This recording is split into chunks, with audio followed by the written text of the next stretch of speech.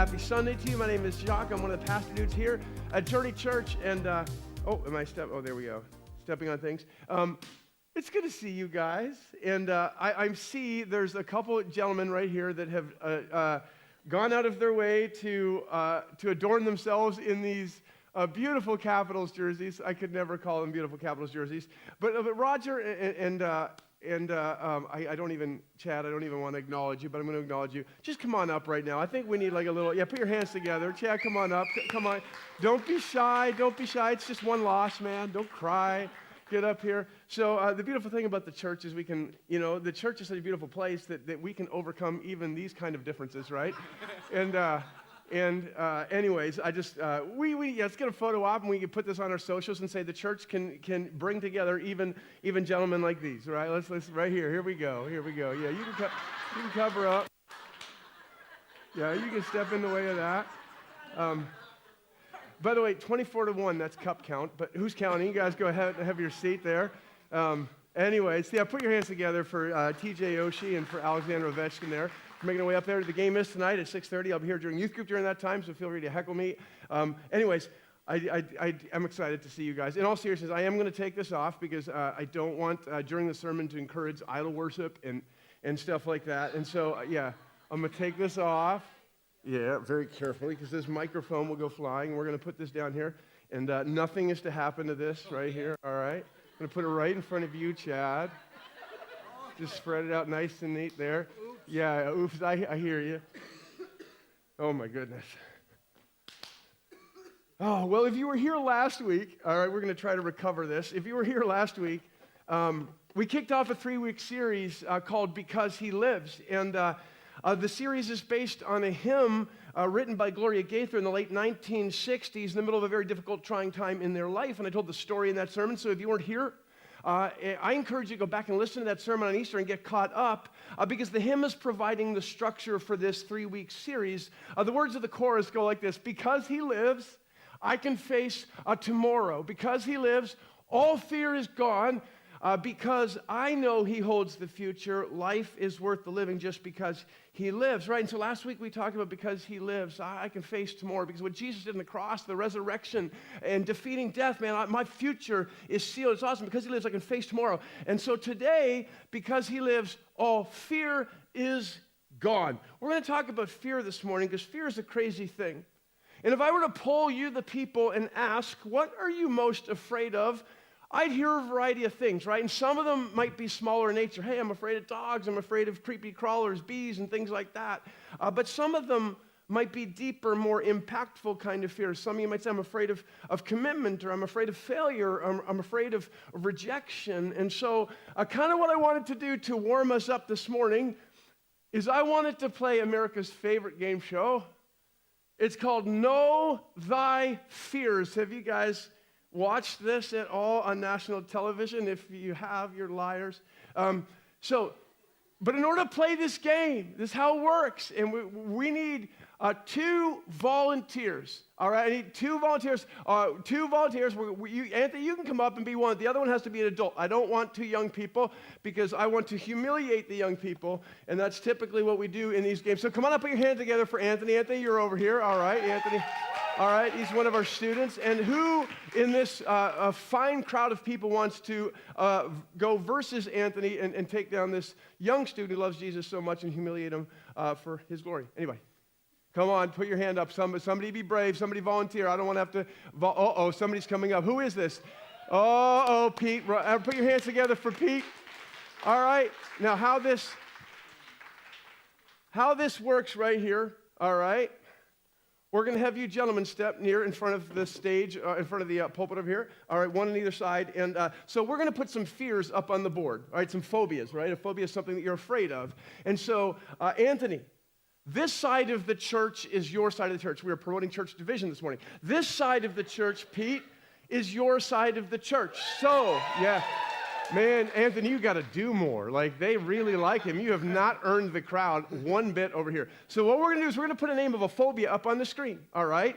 And when that phobia goes up on the screen, you can hit the first one to hit the buzzer, gets a chance to guess that fear, right? And then you get a point in your favor if you guess it correctly. So we're not allowed to look at the screen. It's just the word. Okay. You can look at the screen. And then, and here's the thing. You can listen to the crowd and something that they're screaming and suggesting, or you can just hit that sucker if you think you know it already. Does this make sense? Yes, sir. All right.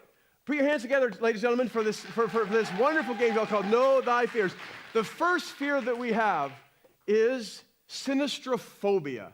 Sinistrophobia. We may be having technical, oh, there it is, right there. That's the one that's, now we're sinistrophobia. So you can talk to the crowd. They've got their cell phones. They're cheating as we speak. And so you might want to lean on the audience for this instead of the resources of your own minds.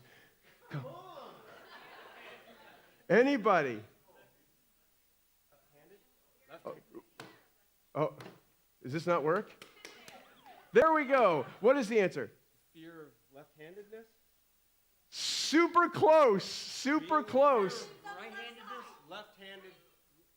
We're going to give it to you. Fear of left-handed people. They are to be feared. Yes, yes, yes. All right, that is 1-0 for Pete. You got to do a better job of getting the crowd involved, Anthony. Are you guys ready for number 2? That's 1-0. Number 2, Omphalophobia. Omphalophobia. Do you know what omphalophobia is? You can hit that button right away, or you can talk to your team. You can talk to your crowd. Or Anthony, turn around. You're going to need help, man. Face them. Get them involved. Listen to them, son.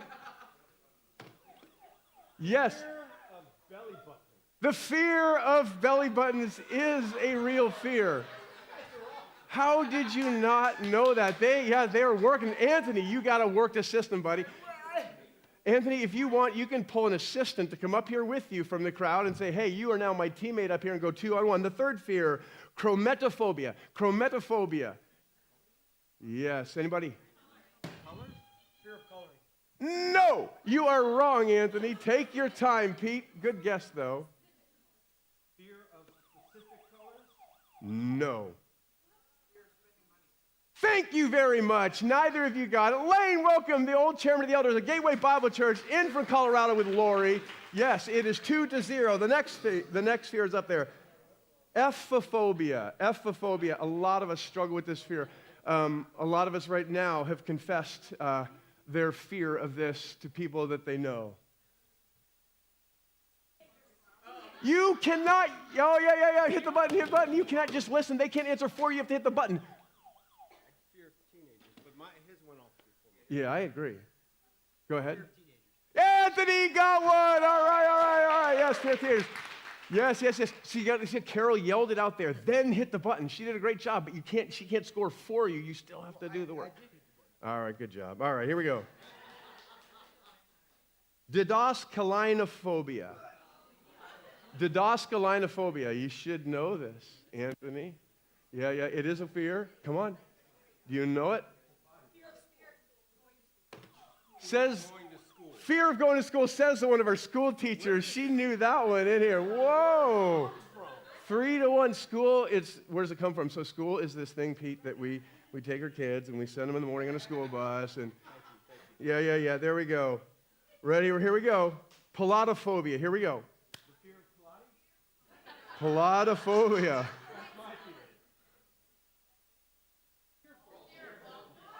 Yeah.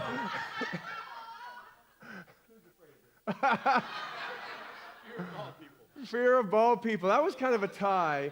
So we're going to give you half a point. Yeah, because you were going to get it, right? Okay. Yeah. I can't say the next word. So here it is. It's up there. Hippopotamonstrocleidophobia. Fear of long words. Yeah, baby, Anthony's on the board. I think we're at 4-2. She's saying fear of saying long words. We gave you the first point in a technicality. Okay, that's fine. Look at them whining. It's all good. And they say our teenagers whine. What are we doing? Pentherophobia. We got 3 more. Pentherophobia. This is a very real and serious fear. This is when a lot of us, we offer counseling for this. We do therapy right here at Journey Church for this.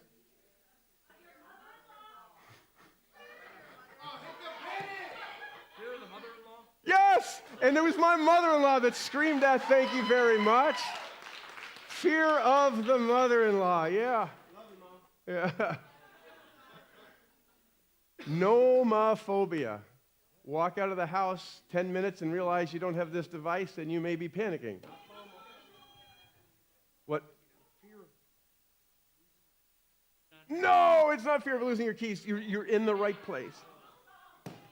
You already hit it. It now goes to Fear of not. hit it. Yes. Fear of not having your phone. Fear of not having the phone. That is correct. And we've got one more. He hit my buzzer instead of his. All right, then he gets 2 of your points. That's perfect. There we go. Don't worry about fair, my friend. Life is not fair. Here it is. I love this one. This is my favorite one. It's very timely. Papaphobia. See?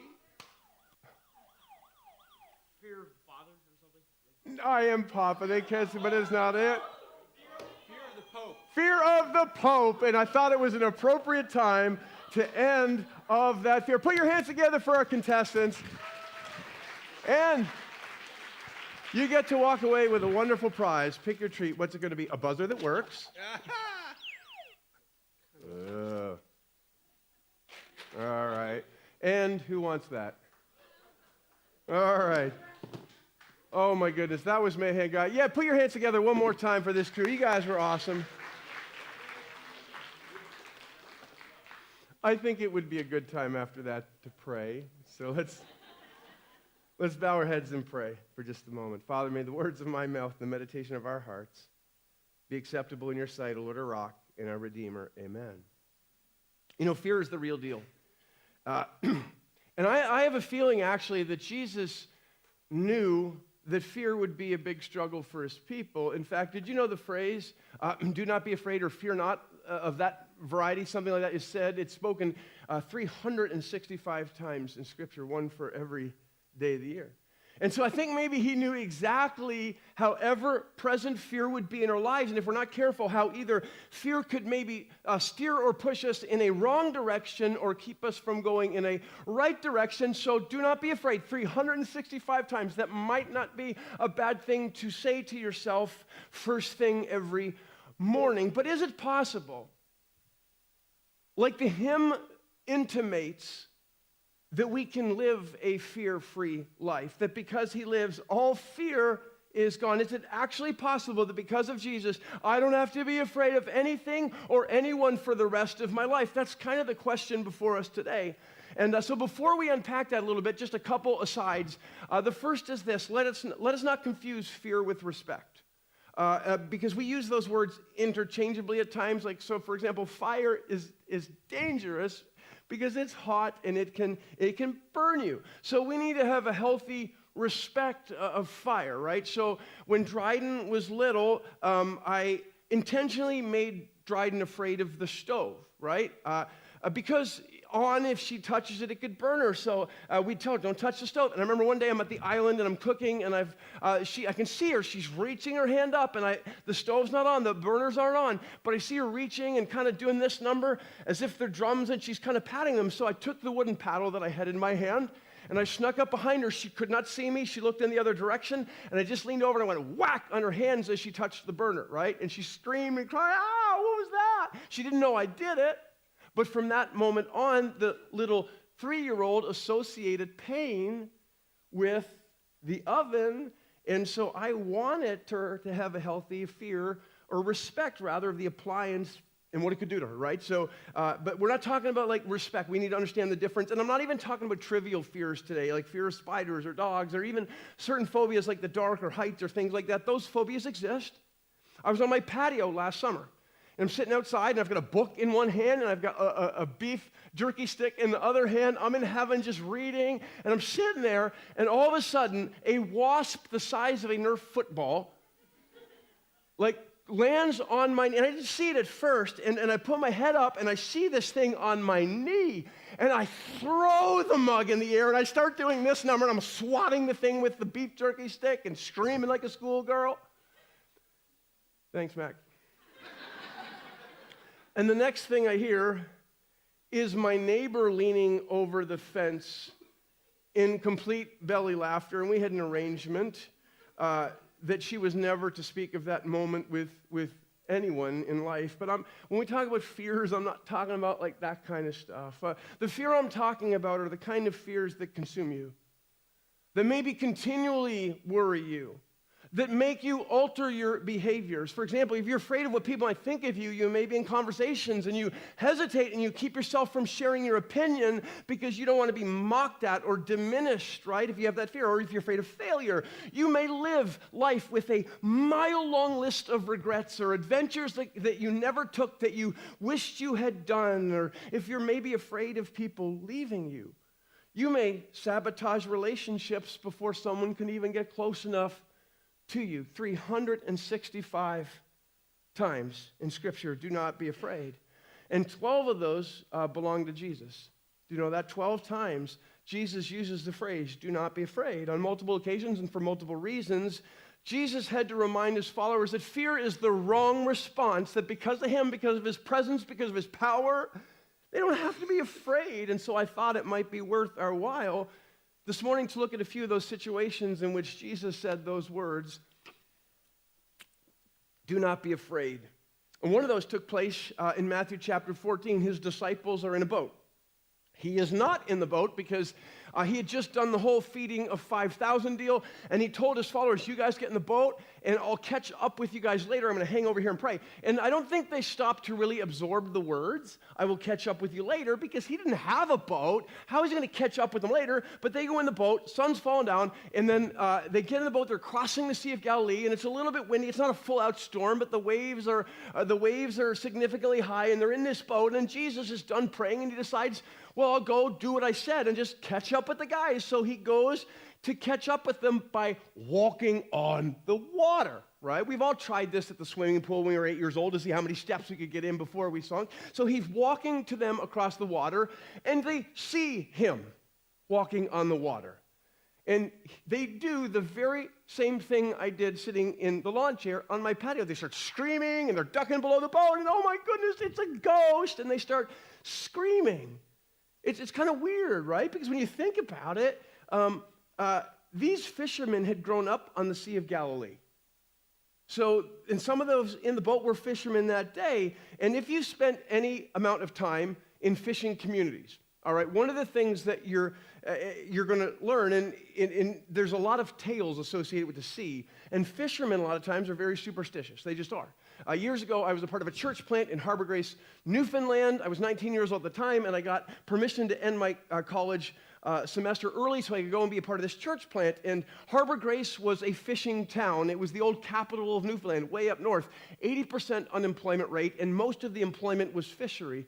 Fishing was all they had. And it didn't take me long to realize how superstitious the people in that town were. Every lighthouse was haunted and had ghosts, and sunken ships were like hollowed grounds, and you didn't sail your boat over where a ship had sunk. You didn't do that. And they would tell stories for generations after generation. They would pass them on about all of these things that have happened on the seas. And so it was a very superstitious area. I think you can actually go to the town's website and you can click on a link, and it tells you all about the places in Harbor Grace that are haunted that you can visit. There's a museum there that twice a year you can pay $10 and there's a tour guide, and you can do a haunted hike, a tour of Harbor Grace, Newfoundland, in this old fishing town.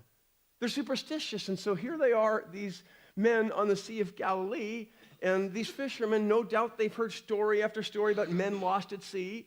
And so when Jesus comes walking on the water, right, their first reaction is not to remember the power of Jesus, right? Their first reaction is not to go, oh, he just fed 5,000, and he said he was going to catch up to us, and he just healed a blind man and a mute man and raised somebody back to life. Their first reaction is not to think back to the God who's been living with them. It's to scream and duck in the back of the boat, and they think it's a ghost. It's crazy. And so Jesus comes along, and he sees them. He's like, guys, have some courage here. Don't be afraid.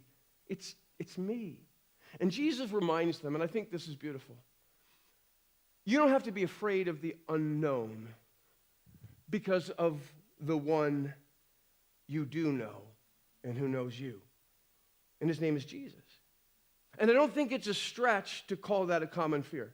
a fear of the unknown, a fear of what we can't explain or make sense of, a fear of what might be even right in front of us, yet because we've not seen it or experienced it, we freak out and we're terrified. And Jesus says, you don't have to be afraid of the unknown. Why? Because of me, and I'm all that matters ultimately. That's not a bad thing to keep in mind when we face the unknown. I don't have to be afraid. Why? Because Jesus, that's why. And listen, there's a lot of unknowns in life. Some of you are right on the brink of sending a kid away to college for the first time, and they're going to live in a different town and be around different people, and we can be terrified of all those kind of things, or we can look at it and say, you know what, the same God, the same Jesus that watches over them here will watch over them there, and I don't have to be afraid. Why? Because Jesus. That's why. Because Jesus. You guys know Richard and Rachel Bates. Like, I love this story. So they have a weird family, and they have some really cute kids. And one of their girls, Magnolia, they call her Noli, has had medical issues and, procedures and all that kind of stuff. And so they've had to kind of work through that. And then for a lot of years, they were doing the foster care thing. So there were kids in and out of their home that they built relationships with. And so the numbers in their home would fluctuate from time to time. And a few years ago, I was over at their house celebrating one of the kids' birthdays. And I'm sitting there talking with Rachel. And the complicating factor for all of them in this is that Richard is military. And so he has these deployments and these times where he has to go away and she has to take care of everything. And now I got a sick kid and I got these foster kids coming in and out. And I'm sitting at the table talking to Rachel. I'm like I got to ask you, Rachel, how do you do that? How do you not, every time he's having to deploy and it's just on you, and if anything goes wrong with Noli or one of the kids, like, what do you do? Like, how are you not just terrified every time he leaves? And her answer, because Jesus. Because Jesus. You see, because of Jesus, you can face the unknown. Do not be afraid, Jesus said. That's the first one. And, by the way, not just what is unknown, you can also face what is known, things that are right in front of us. Even if what is happening to you is an attack or someone who's hating on you or an accusation or lies that are being told about you. Jesus said, listen, don't be afraid of people. They're trying to hurt you. That's the second one. In Matthew 10, Jesus assembles the 12, and he tells them, I've got a job for you to do, and you're going on a mission trip, and it's going to be great, and you're going to preach the good news, and you're going to heal people, and you're going to bring people back to life that are dead. And by the way, you're not to pack for this trip. You're going to show up at someone's door, and you're going to knock, and be like, hello, who are you? You're going to be like, I'm staying here. And if they say no, then you're going to close that door and go to the next home until somebody welcomes you in, and it's going to be great. And you can bet your bottom dollar when he's giving this assignment, they've got fear at this point running through their veins because they have seen Jesus do all kinds of miracles. Jesus, not them. They're the ones who've been receiving the miracles, not doing them, right? So he tells them this is the task. And then before he sends them off, he gives them a pep talk speech, a pep rally, a commissioning speech, if you will.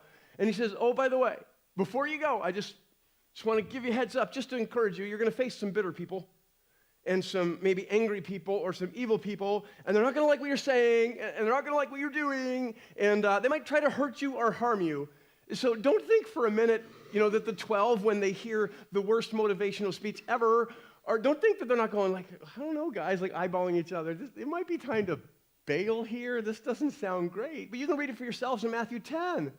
I mean, if we were to read that speech to people right before their baptisms, they might go in the other direction. And in that speech, right, Jesus says this in verse 26, those people that are going to hurt you, they're going to try to harm you, he says, do not be afraid of them. In verse 28, he says, don't be afraid of those who can kill the body, but cannot kill the soul. Rather, be afraid of the one who can destroy both the body and the soul in hell.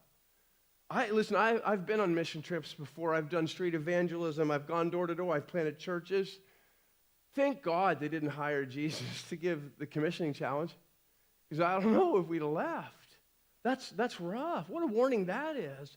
But what does he tell them? He says, listen, people in this world, they might harm you for what you're saying. People might hurt you for what you're saying. People might kill you, and all across the globe, there are people that follow Jesus Christ, and this is a very real reality. And he says something weird. He says, I know it's going to get ugly at times. He said, because people can be ugly.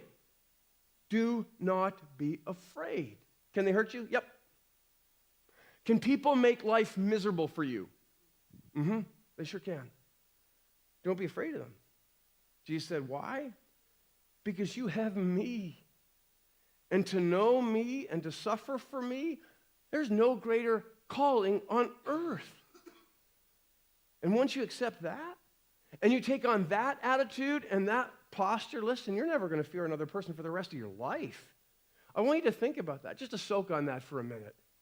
Like if you have Jesus, and you're willing to suffer for Jesus, and you've made that commitment, receive insult, persecution, hardship, accusation, injustice, whatever. If you're willing to receive that because of Jesus, for Jesus, what person will you ever be afraid of?